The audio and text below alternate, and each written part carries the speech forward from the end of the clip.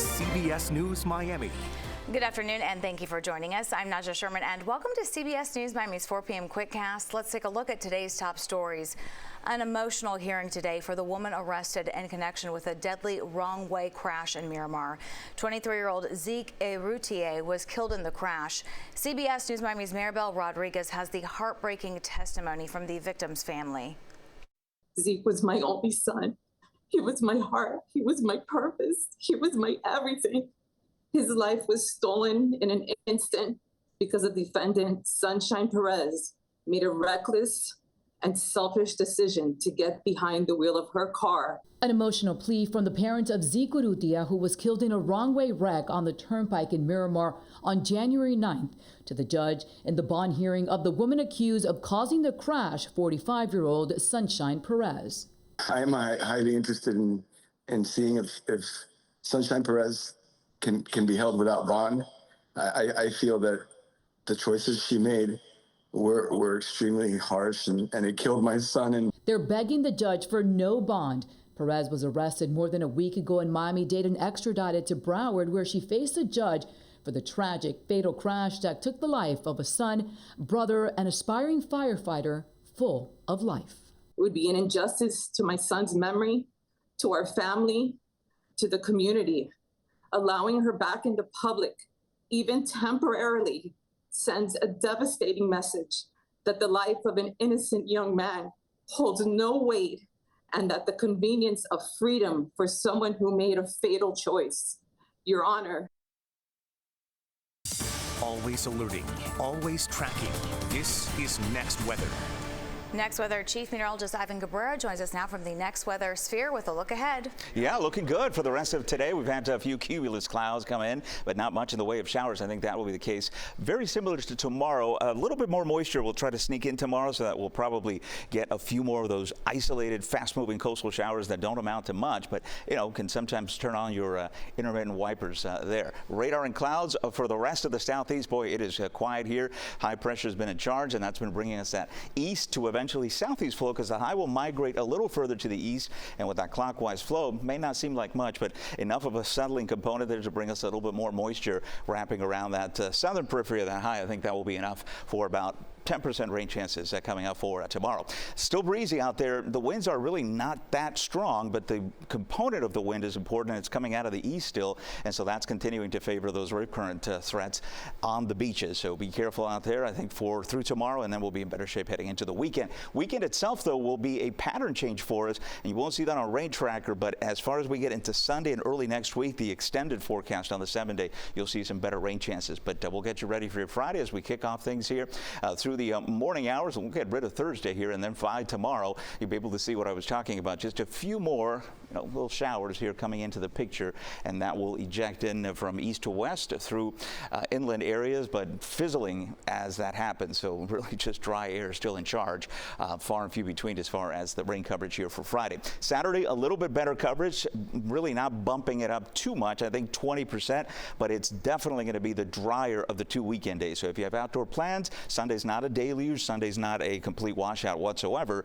but it is a better chance for rain day. So we'll get through Saturday here, and you'll see just a few showers. Now, these are not just the east flowing showers. You can see a little pop-up action going on there, and so that's the transition to the new pattern that we're getting into. So heating of the day, sea breezes, enough moisture, and we start popping showers like we do in the wet season. It's just the moisture is not going to be very deep on Saturday, so the rain chances won't be as high. That starts changing into Sunday. Look at the winds here. Again, the wind speeds have come down, so this has resulted in actually the small craft advisories. Everything's been dropped for boaters, but in the water we still have the risk for rip currents, and that continues to be high. I think tomorrow will be the last day. And if you're taking out the boat, goodness, looks fantastic. No alerts for the Atlantic waters or the Florida Keys as we check in on the extended forecast. So here's Sunday, right? So between Sunday and Monday, I think those are going to be the 2 wetter days of the next 7 days. Temperatures in the mid-80s, but we'll have enough moisture. Disturbance comes in. Ingredients basically to make thunderstorm activity in the afternoons will be present Sunday and even Monday as well. So those 2 days we could get some totals over an inch of rainfall. So that's going to be very beneficial with the ongoing drought, because dry air does come right back into the picture, and that begins to kind of shut off rain chances starting on Tuesday. Ivan, thank you. Right now, 3 men are in the hospital. It's after police say they were stabbed overnight in Westchester. One of the victims is in critical condition. CBS News Miami's Morgan Reiner reports from the scene. 4:30 Thursday morning, 3 ambulances rushed out of this Westchester neighborhood, escorted by deputies. 3 adult males with apparent stab wounds. This surveillance video captures several men walking to a car. Some sort of altercation breaks out. One man falls to the ground and others scatter in different directions. Ultimately, the car drives off and you can see one of the men running in the same direction. One was in critical condition, the other 2 were in stable condition. We do believe that the victims know the subject. Therefore, we believe that this is an isolated incident. Investigators patted down several other witnesses inside of this home, which one resident told CBS News Miami is an efficiency with 3 units. We do not have the suspect in custody at this time. Investigators did not have more details at the time because they were still waiting to talk to the victims. Once we're able to speak with the victims, because they're receiving medical treatment, the investigators have to respect that time. So once we're able to speak with them, we'll be able to get more information. One of the victims is critical. The other 2 are stable.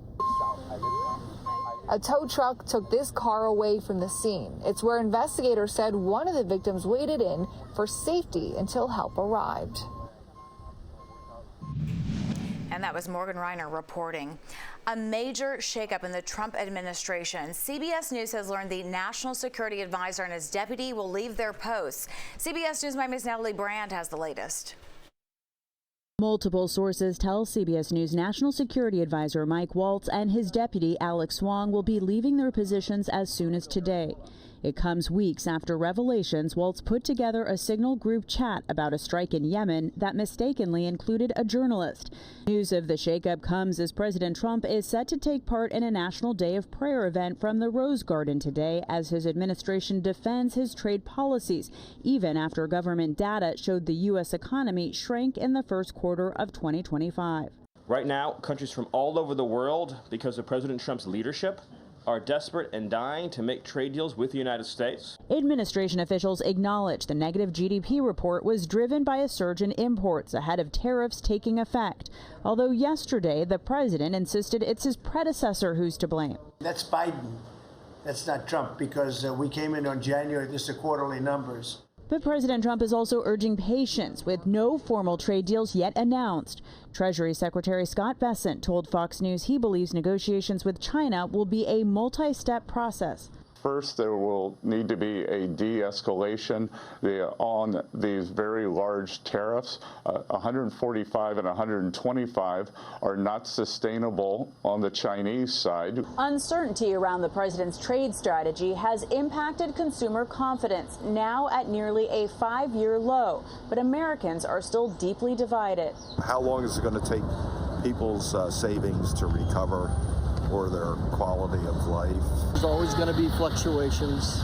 You know, over the past 20 years, there's been a lot of volatility, but we're not worried about that. The White House says it's focusing right now on Asian trading partners, meeting with a Japanese delegation today. Natalie Brand, CBS News, the White House. When we come back, a South Florida man wins the Showcase Showdown on The Price is Right. A very scary moment at a baseball game last night. A fan fell more than 20 feet out of the stands. He was rushed to the hospital in critical condition. CBS News Miami's Michael George has the latest, but we want to warn you, this could be tough to watch. Someone must have fallen from up above. All of PNC Park went completely silent after a man plummeted from one of the outfield stands and onto the ground during the Pirates' home game against the Chicago Cubs.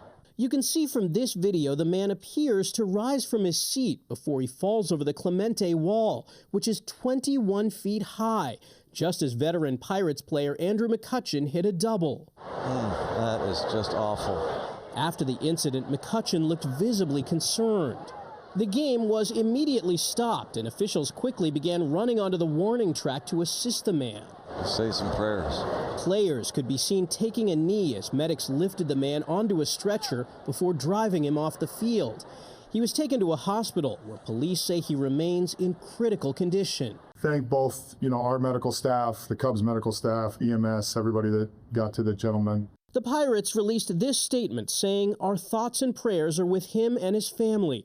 And McCutchen took to X saying, "Truly hate what happened tonight.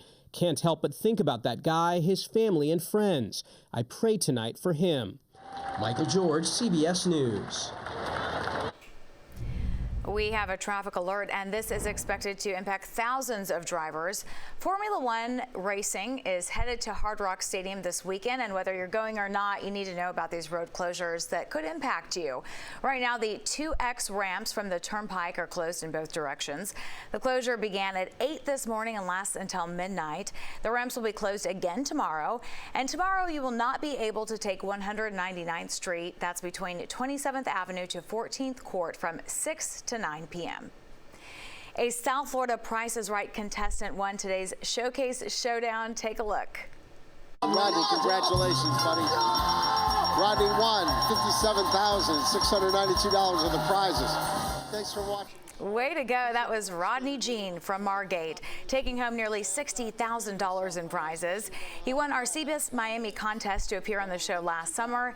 And stay tuned because we are talking about him about his big win. You're going to hear from him coming up tonight on CBS News Miami at 5 o'clock. And that does it for your CBS News Miami Quickcast. I'm Naja Sherman. Stay tuned for more news right here on CBS News Miami and have a great day.